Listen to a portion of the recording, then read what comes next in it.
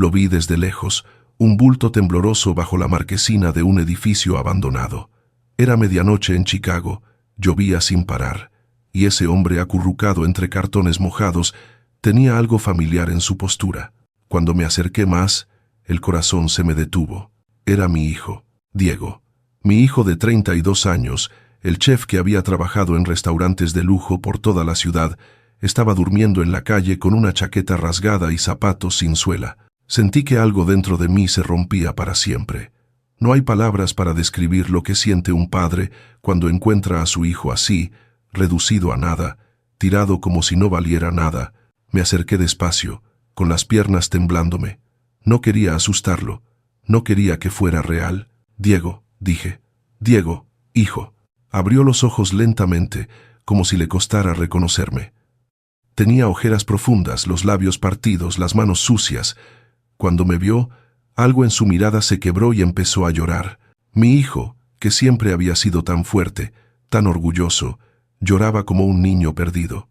Papá, susurró. Papá, perdóname. Lo abracé allí mismo, en medio de la lluvia, sin importarme mojarme. Lo apreté contra mi pecho y sentí lo delgado que estaba, los huesos marcándose bajo la ropa. ¿Cuánto tiempo llevabas aquí?, pregunté, pero no pudo responder. Solo lloraba. Lo llevé a mi camioneta, le di mi chamarra, encendí la calefacción, le pasé una botella de agua, bebió con desesperación, como si no hubiera tomado nada en días. Luego, en silencio, conduje a casa. No hice preguntas. Todavía no. Primero necesitaba que estuviera a salvo, caliente, alimentado. En casa, preparé algo de comer mientras él se duchaba. Cuando salió, con ropa limpia que le quedaba grande porque había perdido tanto peso, se sentó en la mesa y me miró con vergüenza. Diego, ¿qué pasó?, pregunté con suavidad. ¿Dónde está Verónica? ¿Dónde está mi nieto? Y entonces me lo contó todo. Verónica, su esposa de 5 años, la mujer que yo había recibido como hija, había destruido su vida de la manera más cruel que pude imaginar. Todo comenzó 6 meses atrás, cuando Diego trabajaba turnos largos en el restaurante, tratando de ahorrar para comprar una casa más grande para la familia. Verónica trabajaba en recursos humanos de una empresa de tecnología, ganaba bien, pero siempre quería más. Más lujo, más estatus, más atención. Ella conoció a su jefe, me dijo Diego con voz quebrada. Un tipo con dinero, divorciado, con un penthouse en el centro. Empezaron una aventura, pero yo no lo sabía. Yo confiaba en ella, papá. Confiaba ciegamente. Un día, Diego llegó temprano a casa porque había cancelado el turno de la noche. Encontró a Verónica arreglándose para salir, vestida de una manera que él nunca había visto. Cuando le preguntó a dónde iba, ella se puso nerviosa. Discutieron. Verónica explotó. Le gritó que estaba harta de su vida mediocre, de su apartamento pequeño, de sus horarios de chef. Le dijo que había conocido a alguien mejor, alguien que sí podía darle la vida que ella merecía. Diego se quedó paralizado. Intentó razonar con ella, le rogó que pensara en su hijo, en Mateo, el niño de 4 años que adoraba a su papá, pero Verónica ya tenía todo planeado. Al día siguiente, cuando Diego salió a trabajar, ella llamó a la policía. Les dijo que él la había golpeado, que tenía miedo por su vida y la de su hijo. Presentó fotos de moretones que, Diego juraría después, eran maquillados. Lloró ante los oficiales. Actuó el papel de víctima perfectamente. Cuando Diego regresó del trabajo esa noche, había una orden de restricción esperándolo. No podía acercarse a su propia casa, a su propio hijo. La policía le dijo que si violaba la orden, iría a la cárcel inmediatamente. Diego intentó explicar, pero nadie lo escuchó. En casos de violencia doméstica, siempre creen a la mujer primero. Me quedé en un motel los primeros días, dijo Diego secándose las lágrimas. Contraté un abogado, pero era caro, papá. Tan caro. Usé todos mis ahorros. Y Verónica seguía mintiendo, añadiendo más acusaciones. Decía que yo había abusado psicológicamente de ella por años, que le había quitado acceso a dinero, que controlaba cada aspecto de su vida. ¿Por qué no me llamaste?, pregunté, sintiendo impotencia. ¿Por qué no viniste conmigo? Diego bajó la mirada, avergonzado. Porque Verónica me amenazó, papá. Me dijo que si te involucraba, si volvía contigo, ella diría que tú también eras violento, que éramos una familia de abusadores. Dijo que haría que perdieras tu negocio, tu reputación. Y tenía tanto miedo de que te lastimara a ti también. Además, me sentía tan humillado, tan inútil, no quería que me vieras así. El abogado de Diego resultó ser mediocre.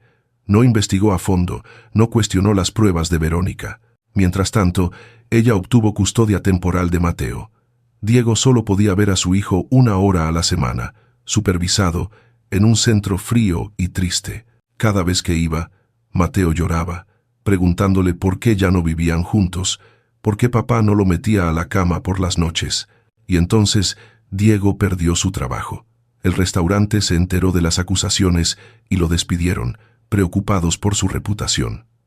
Sin ingresos, sin ahorros, Diego no pudo pagar más al abogado ni el motel.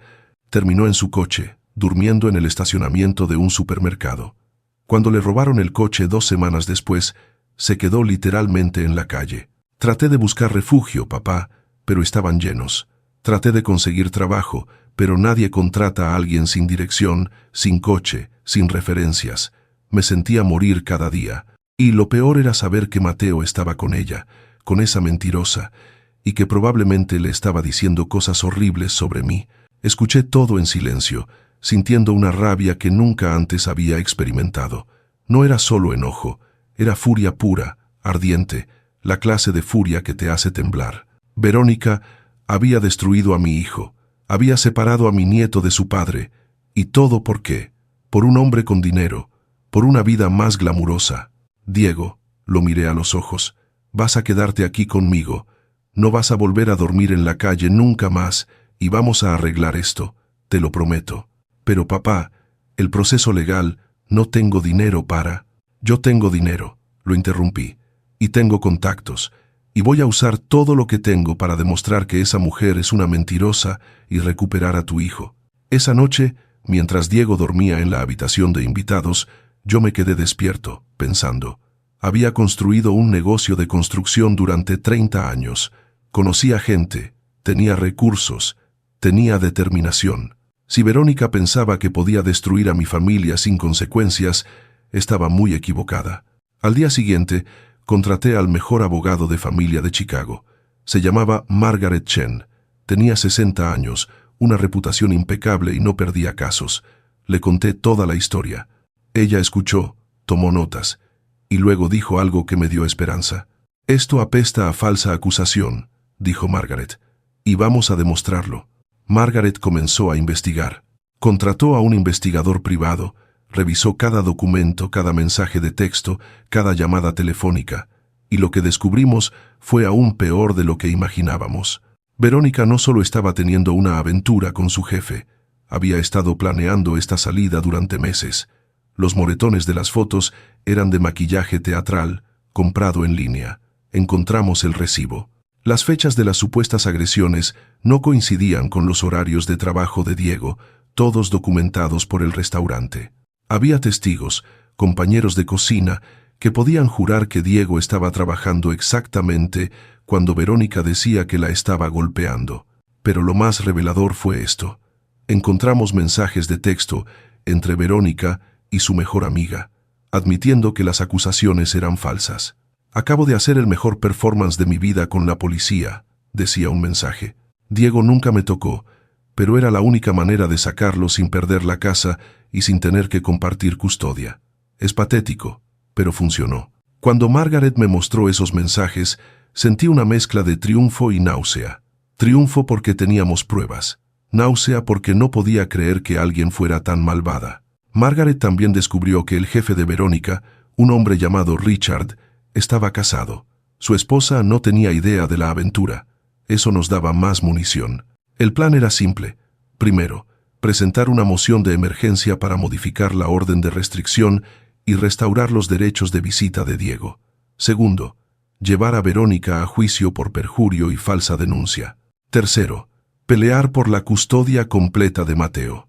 Pero antes de empezar con lo legal, decidí hacer algo personal. Una tarde seguí a Verónica. No me enorgullece, pero necesitaba verla con mis propios ojos, confirmar que todo lo que habíamos descubierto era verdad. La vi salir de la casa que había sido de Diego, mi nieto de la mano. lo dejó en una guardería y luego condujo al centro de la ciudad. Estacionó frente a un edificio de lujo. Richard bajó a recibirla. La besó en la boca, delante de todo el mundo, sin cuidado. Subieron al penthouse. Tomé fotos de todo. Esperé 3 horas. Cuando salió, sola, la intercepté en el estacionamiento. «Verónica», dije. Ella se volteó, y cuando me vio, su rostro se puso pálido. «¿Qué haces aquí?», preguntó, tratando de sonar firme, pero su voz temblaba. «Vine a decirte que sé todo», respondí con calma. «Sé que mentiste sobre Diego. Sé de los mensajes. Sé de Richard. Sé que compraste maquillaje para fingir los moretones». Verónica abrió la boca, pero no salió ningún sonido.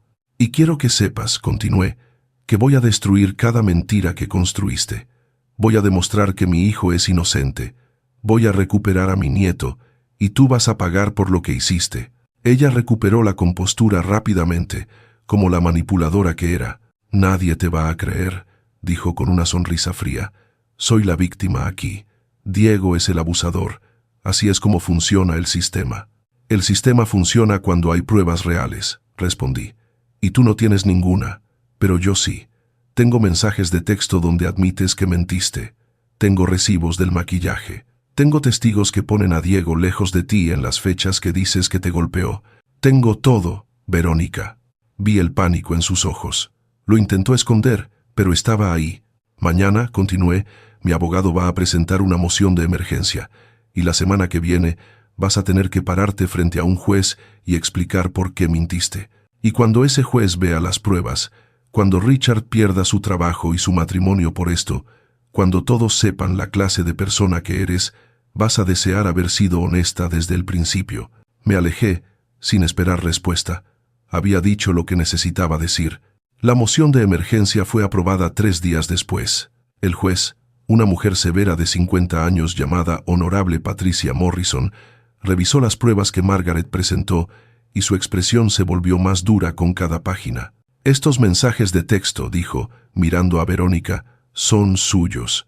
El abogado de Verónica, un hombre joven y nervioso, trató de argumentar que habían sido sacados de contexto, que eran una broma entre amigas. «Una broma», repitió la jueza Morrison, con incredulidad. «Señora Ruiz, está usted bajo juramento. Admite haber enviado estos mensajes donde dice explícitamente que las acusaciones contra su esposo eran falsas». Verónica miró a su abogado, luego al juez, luego a Diego. Finalmente, en voz baja dijo: «Sí, los envié, pero…». «No hay peros aquí», la interrumpió la jueza.